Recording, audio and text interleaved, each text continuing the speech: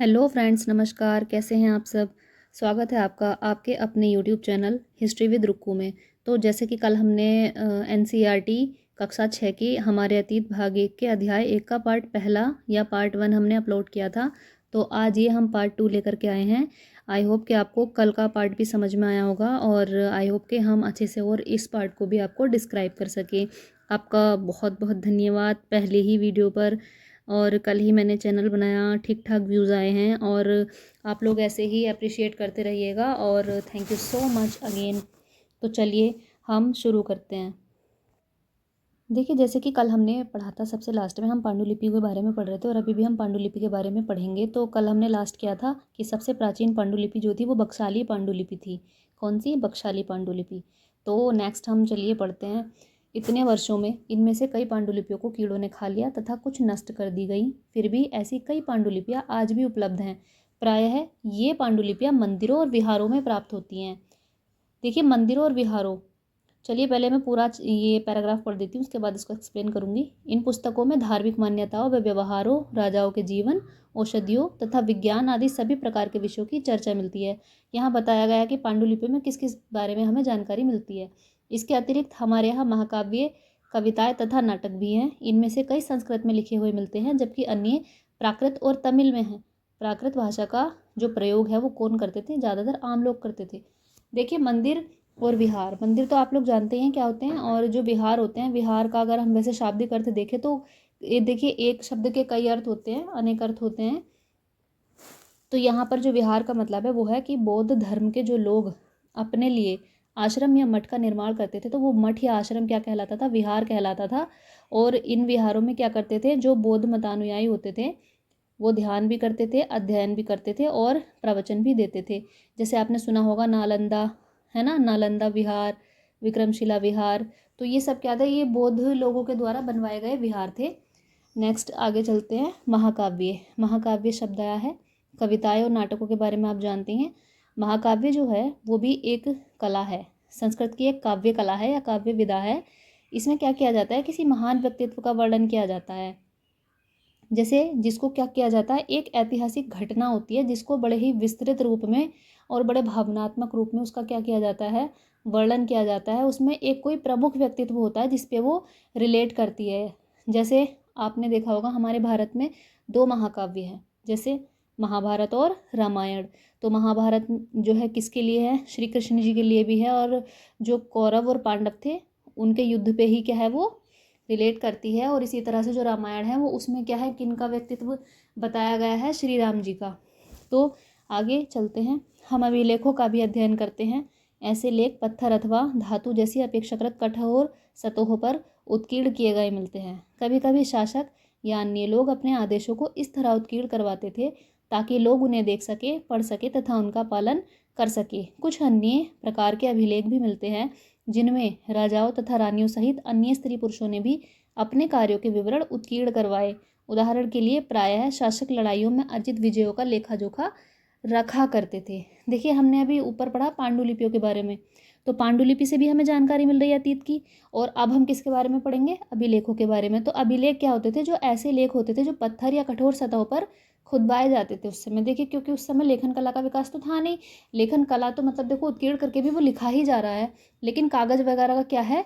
आविष्कार नहीं हुआ था। तो इसलिए कठोर सतहों पर वो उत्कीर्ण करवाते थे, उनको खुदवाते थे। और कौन कौन लोग? जैसे शासक वर्ग हो गया या कुछ अन्य लोग हो गए, तो वो खुदवाते थे। राजा रानियाँ, ठीक है, कुछ स्त्री पुरुषों ने भी अपने कार्यों के क्या है उस पर विवरण खुदवाए। तो उसमें क्या होता था? मेनली जो शासक होते थे वो अपनी लड़ाइयों का या जो युद्ध वो जीतते थे उसका लेखा जोखा रखना चाहते थे, जिसके लिए वो प्रचार के पर्पज से भी उसको खुदवाते होंगे। अब देखो आगे एक क्वेश्चन है। क्या तुम बता सकती हो कि कठोर सतह पर लेख लिखवाने के क्या लाभ थे? ऐसा करवाने में क्या क्या कठिनाइयाँ आती थी? आप देखो इसमें क्वेश्चन आते हैं। एनसीईआरटी की यही खास बात होती है कि जो इसके बीच में क्वेश्चंस आ रहे हैं ना, अगर हम उनको रिलेट कर पा रहे हैं, अगर हम उनको समझ पा रहे हैं चैप्टर को पीछे से पढ़ के, तब तो हमारा इसका फ़ायदा है पढ़ने का, वरना नहीं है। तो अभी हमने अभिलेखों के बारे में पढ़ा, ठीक है, और ये भी पढ़ा कि राजा रानी इसको खुदवाते थे या मध्यम वर्ग के ऐसे लोग जो अच्छे खासे जो है परिवार से आते थे, जिनकी आजीविका अच्छी होती थी, मतलब वो गरीब वर्ग में नहीं आते थे, वो लोग भी उसको खुदवाते थे। किसको? अभिलेखों को, ठीक है, या अपने लेखों को। तो इसमें जो है लाभ क्या थे? अभिलेखों के। तो अभिलेख क्योंकि कठोर सतहों पर खुदवाए जाते थे या पत्थरों पर खुदवाए जाते थे, तो इसलिए वो दीर्घकालिक होते थे, लंबे समय चलते थे। अच्छा, वो क्या है, प्राकृतिक क्षरण से भी बचते होंगे, बारिश से, आंधी से, तूफान से, तो ये भी एक फ़ायदा हो गया। और ऐतिहासिक प्रमाण के रूप में तो वो थे ही थे, कि जैसे आज अगर हम कहीं जाएंगे, अभिलेख पढ़ेंगे हम, अशोक के अभिलेख आज भी हैं, ठीक है, तो क्या है, वो ऐतिहासिक प्रमाण ही तो हैं हमारे लिए, तो वो इसलिए भी रखते होंगे, दूरदर्शी, है ना, दूरदर्शी सोच कह सकते हैं इसको हम। अच्छा, उस समय कागज़ नहीं था, ठीक है, तो जानकारी लंबे समय तक सुरक्षित रहे, इसके लिए भी क्या है, उन्होंने अभिलेख लिखवाए, तो ये भी एक लाभ हुआ। अच्छा, इसमें नेक्स्ट क्वेश्चन है, ऐसा करवाने में क्या क्या कठिनाइयाँ आती थी। अब देखो भाई, हम अभिलेखों के बारे में पढ़ रहे हैं, पता है, साफ साफ लिखा है उसमें एनसीईआरटी में कि धातु जैसी अपेक्षाकृत कठोर सतहों पर खुदवाए जाते थे या पत्थर पर खुदवाए जाते थे वो लेख। तो क्या है, खुदाई कठिन होती होगी और समय लेती होगी, तो एक कठिनाई तो हो गई ये। अच्छा, दूसरा, अगर उसमें कोई गलती हो गई खोदने में, जैसे छीनी हथौड़े से बड़ी आराम से, जैसे कलाकार कोई कलाकारी करता है ना, मूर्ति तराशता है, उस तरह से वो खोद खोद के अक्षरों को और लिखावट को क्या करते होंगे, खोदते होंगे और लेख लिखते होंगे। तो अगर उसमें कोई त्रुटि हो गई तो क्या वो संभव है कि वो ठीक हो जाए? नहीं, बिल्कुल भी नहीं। ये वाइटनर थोड़ी है कि कागज़ है, आज हमारे पास कागज़ में कुछ गलत हुआ, हमने वाइटनर लगा दिया, नहीं। तो वो त्रुटि जो हो जाती थी, वो जो है सुधार की उसमें क्या थी, असंभाव्यता थी, नहीं सुधर सकता होगा वो।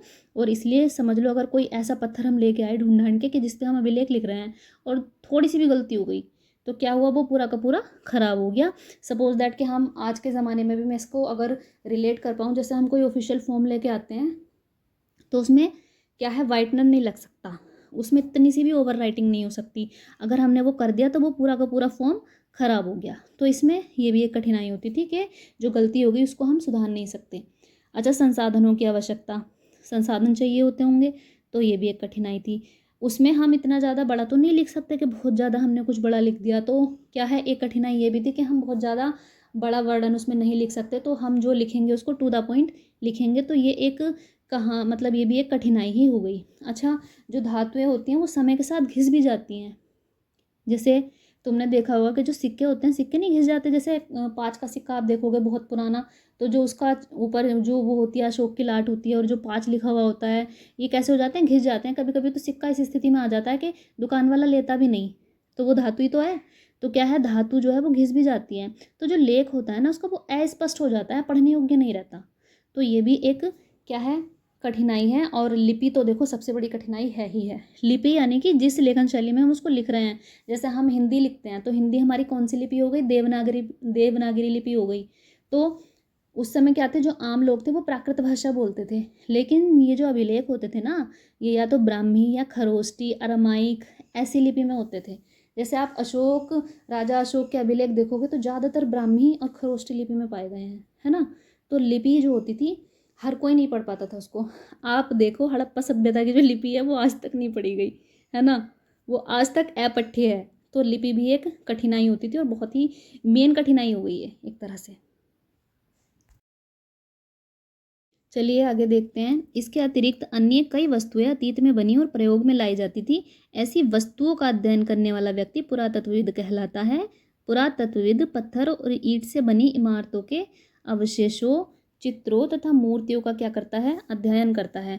देखो, इसमें लिखा हुआ है कि जो ऐसी वस्तुएं होती थी जो अतीत में प्रयोग में लाई जाती थी, चाहे वो XYZ कुछ भी हो, तो उसको क्या है, उसका अध्ययन करने वाला, जो वस्तुएं होती हैं उसका अध्ययन करने वाला जो इंसान हो गया या जो विद्वान हो गया, उसको क्या कहा गया, पुरातत्वविद कहा गया है। और ऐसे जो व्यक्ति होते थे या पुरातत्वविद जो होते थे, पत्थर और ईंट से बनी इमारतों के अवशेषों, जो बच जाते हैं, ठीक है, पूरे नहीं, शेष नहीं, जो अवशेष होते हैं, उनका, चित्रों का और मूर्तियों का क्या करते हैं वो लोग, अध्ययन करते हैं।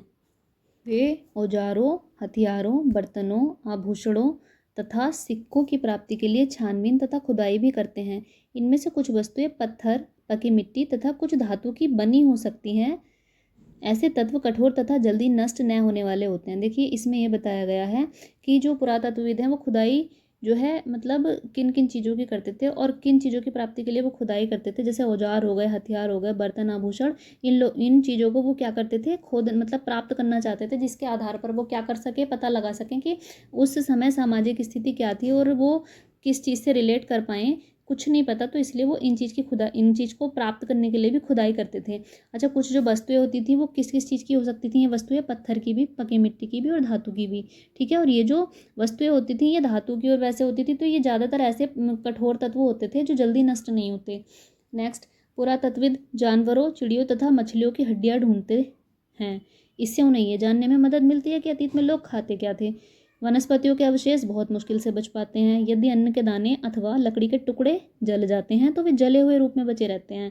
इससे हमें ये पता चल रहा है कि वो ये भी जानना चाहते थे कि वो खाते क्या होंगे, तो उसके लिए वो क्या ढूंढेंगे, मतलब हड्डियाँ, जैसे जानवर, चिड़िया और मछलियाँ। अच्छा, हड्डियाँ क्यों ढूंढेंगे? वो इसीलिए ढूंढेंगे क्योंकि ये चीज़ें गलती नहीं है। जो वनस्पति होती हैं वो गल जाती हैं या वो क्या होती हैं, वो नष्ट हो जाती हैं, लेकिन जो अन्न के दाने होते हैं या जैसे कुछ कुछ लकड़ियाँ होती हैं तो वो नहीं, मतलब वो बची हुई रहती हैं, ठीक है, वो बच जाती हैं फिर भी। लेकिन जो वनस्पतियाँ होती हैं मेनली वो क्या होती हैं, नहीं बच पाती हैं। और ये जानवरों की, चिड़ियों की, मछलियों की जो हड्डियाँ होती हैं, इससे भी वो ये जानने में मदद जो है उनको मिलती है कि क्या खाते होंगे अतीत में लोग। अगला हम पढ़ेंगे, क्या पुरातत्वविदों को बहुधा कपड़ों के अवशेष मिलते होंगे? पांडुलिपियों, अभिलेखों तथा पुरातत्व से ज्ञात जानकारियों के लिए इतिहासकार प्रायः स्रोत शब्द का प्रयोग करते हैं। इतिहासकार उन्हें कहते हैं जो अतीत का अध्ययन करते हैं। स्रोत के प्राप्त होते ही अतीत के बारे में पढ़ना बहुत रोचक हो जाता है, क्योंकि इन स्रोतों की सहायता से हम धीरे धीरे अतीत का पुनर्निर्माण करते जाते हैं। अतः इतिहासकार तथा पुरातत्वविद उन जासूसों की तरह हैं जो सभी स्रोतों का प्रयोग सुराग के रूप में कर अतीत को जानने का प्रयास करते हैं। देखिए, अब इसमें एक और शब्द आ गया, इतिहासकार, और ऊपर हम पढ़ रहे थे पुरातत्वविद के बारे में। तो देखिए, जो इतिहासकार है ना और पुरातत्वविद हैं, ये दोनों अतीत का ही अध्ययन करते हैं, लेकिन बस इनका जो है ना फील्ड अलग है। जैसे पुरातत्वविद जमीन के अंदर दबी हुई चीज़ों का अध्ययन करेगा, जैसे अस्थि हो गई, भवन के अवशेष हो गए या कोई वस्तु हो गई। उसी तरह इतिहासकार क्या करेगा, वो लिखित पुस्तकों का, दस्तावेजों का या अभिलेखों आदि का क्या करेगा, अध्ययन करेगा। जैसे ग्रंथ हो गए, पत्र हो गए, ताम्रपत्र हो गए या अभिलेख हो गए, है ना। तो ये बस इतना डिफरेंस है इनमें, बाकी ये करते अतीत का ही अध्ययन है दोनों। अब हम इसमें पढ़ भी रहे हैं कि इन स्रोतों की सहायता से क्या करते हैं, अतीत का पुनर्निर्माण होता है। देखिए, जैसे पुलिस को अपना केस इन्वेस्टिगेट करने के लिए किस चीज़ की ज़रूरत होती है, एविडेंस की ज़रूरत होती है। तो भाई हम तो पूरी मानव सभ्यता का इतिहास का अध्ययन करने जा रहे हैं, और किसी चाहे एक पर्टिकुलर फील्ड में हम करेंगे तो हमें उस फील्ड से रिलेटेड सोर्स तो चाहिए होते हैं, एविडेंस चाहिए होते हैं, तभी तो हम उसके आधार पर आगे बढ़ेंगे। ऐसे मनगढ़ंत कहानियाँ नहीं बनाई जाती हैं, क्योंकि जो इतिहास होता है उसको कहा ही गया है कि यह क्या है, जो घटना घट चुकी है उसका क्रमबद्ध और वैज्ञानिक विवरण है, वैज्ञानिक अध्ययन है। तो इसलिए क्या है, स्रोत जो मिलते हैं ना जब इतिहासकारों को और पुरातत्वविद को, तो वो उसके आधार पे क्या करेंगे, इतिहास का पुनर्निर्माण करेंगे, ठीक है। चलिए नेक्स्ट पेज पे चलते हैं। अतीत एक या अनेक, क्या तुमने इस पुस्तक के शीर्षक हमारे अतीत पर ध्यान दिया है? यहाँ अतीत शब्द का प्रयोग बहुवचन के रूप में किया गया है। ऐसा इस तथ्य की ओर ध्यान दिलाने के लिए किया गया है कि अलग अलग समूहों के लोगों के लिए इस अतीत के अलग अलग मायने थे। उदाहरण के लिए पशुपालकों अथवा कृषकों का जीवन राजाओं तथा रानियों के जीवन से तथा व्यापारियों का जीवन शिल्पकारों के जीवन से बहुत भिन्न था।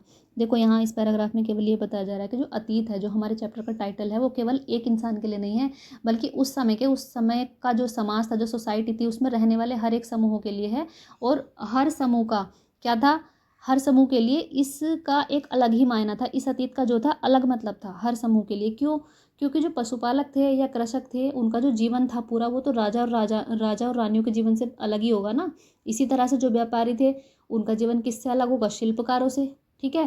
कहने का मतलब ये है कि जैसे आज हमारी सोसाइटी में क्या है, बहुत सारे लोग रहते हैं अलग अलग समूहों के, तो सबका जो जीवन होता है, सबके जो जीवन जीने का तरीका होता है या आजीविका के साधन होते हैं, सब अलग होते हैं ना, है ना। तो उसी तरह से प्राचीन काल में भी था। उदाहरण के लिए आज अंडमान द्वीप के अधिकांश लोग अपना भोजन मछलियां पकड़कर, शिकार करके तथा फल फूल के संग्रह द्वारा प्राप्त करते हैं। इसके विपरीत शहरों में रहने वाले लोग खाद्य आपूर्ति के लिए अन्य व्यक्तियों पर निर्भर करते हैं। इस तरह के भेद अतीत में भी विद्यमान थे। देखो, यहाँ उदाहरण कितना अच्छा दिया है, उदाहरण भी वर्तमान का दिया है। जैसे आज भी वर्तमान में भी जो अंडमान द्वीप है ना, तो वहाँ के लोग कैसे, किस तरह का भोजन करेंगे, अपनी आजीविका किस तरह की करेंगे, जैसा उनका क्या होगा, परिवेश होगा, पर्यावरण होगा। भाई जो है, मनुष्य एक सामाजिक प्राणी तो है, और हमें पर्यावरण में रह के ही क्या करना होता है, अपना जीवन यापन करना होता है। तो जो पर्यावरण हमें जो है देगा, या जो हमें क्या करेगा, वो प्रोवाइड कराएगा, हम उसी के अनुसार तो अपना जीवन यापन करेंगे। लेकिन उसके विपरीत क्या है, जो शहरों में रहने वाले लोग हैं, वो तो कितनी तरह की उनके पास वैरायटी होती है चीज़ों की, है ना। तो उनका जीवन जीने का तरीका अलग हो गया। तो ऐसे जो भेद थे वो प्राचीन काल में भी क्या थे, अतीत में भी विद्यमान थे। यहाँ केवल इतना समझाया जा रहा है। अब अगला पैराग्राफ पढ़ते हैं। इसके अतिरिक्त एक अन्य तरह का भेद है। उस समय शासक अपनी विजयों का लेखा जोखा रखते थे। यही कारण है कि हम उन शासकों तथा उनके द्वारा लड़ी जाने वाली लड़ाइयों के बारे में काफ़ी कुछ जानते हैं। देखो यहाँ एक अन्य डिफरेंस ये भी बताया है कि जो राजा रानी होते थे या शासक होते थे, तो वो अपनी विजयों का, अपने युद्ध में जो युद्ध उन्होंने जीते उनका क्या करते थे, विवरण रखते थे पूरा लिखित। तो क्या है, हम उन शासकों के बारे में क्या है, काफ़ी कुछ जानते हैं। जबकि शिकारी, मछुआरे, संग्राहक, कृषक अथवा पशुपालक जैसे आम आदमी प्रायः अपने कार्यों का लेखा जोखा नहीं रखते थे। लेकिन इनके विपरीत जो शासक थे, उनके विपरीत जो आम आदमी था, आम इंसान था, वो इतना नहीं कर पाता था भाई। उसके लिए तो इतना ही बहुत था कि वो अपना पेट पाल ले, एक टाइम की मजदूरी करके, या एक टाइम जो है एक पूरे दिन का अपनी मेहनत करके वो अपने परिवार को पाल ले। उसके पास उतना समय कहाँ था कि वो भाई किसी चीज़ का लेखा जोखा रखता अपने, है ना। और दूसरा कारण ये भी था कि जो निम्न वर्ग था या समाज में उस समय क्या था, जो गरीब वर्ग था, उसके पास उतना समय कहाँ था कि वो शिक्षा ग्रहण करें। और जो है इस काम को तो वही करेगा जिसको पता होगा कि हाँ भाई शिक्षा के क्या मायने हैं, या जो शिक्षित होगा, सबसे मेन चीज़ तो वो लेखा जोखा नहीं रखते थे। पुरातत्व की सहायता से हमें उनके जीवन को जानने में मदद मिलती है। हालांकि अभी भी इनके बारे में बहुत कुछ जानना शेष है। यहाँ पर आम आदमी के बारे में कहा जा रहा है कि शासकों के बारे में तो हमें फिर भी बहुत कुछ पता है, लेकिन आम आदमी के बारे में नहीं पता। लेकिन जो पुरातत्व है, जो वस्तुओं का अध्ययन है, ठीक है, प्राचीन, उसकी सहायता से हमें जीवन को जानने में मदद मिल जाती है। लेकिन अभी भी इसके बारे में बहुत कुछ जानना शेष है। देखिए इस चैप्टर में एक और हेडिंग है, लास्ट, तिथियों का मतलब। उस पर हम एक अलग वीडियो बनाएंगे, क्योंकि उसकी वीडियो थोड़ी लगभग 10 मिनट की तो उसकी वीडियो भी होनी चाहिए, और ये वीडियो काफ़ी लंबी हो चुकी है वैसे ही। तो बहुत बहुत धन्यवाद आपका वीडियो में बने रहने के लिए। और आपको वीडियो पसंद आई हो, एक्सप्लेनेशन में कोई कमी हो तो हमें बताइएगा ज़रूर, हम सुधारेंगे। और ऐसे ही बने रहिएगा। हमारे चैनल को सब्सक्राइब कीजिएगा, लाइक कीजिएगा हमारी वीडियो को, और हमारे चैनल को शेयर भी कीजिएगा, वीडियो को हमारी शेयर कीजिएगा ज़्यादा से ज़्यादा। धन्यवाद और आपका दिन शुभ हो। धन्यवाद।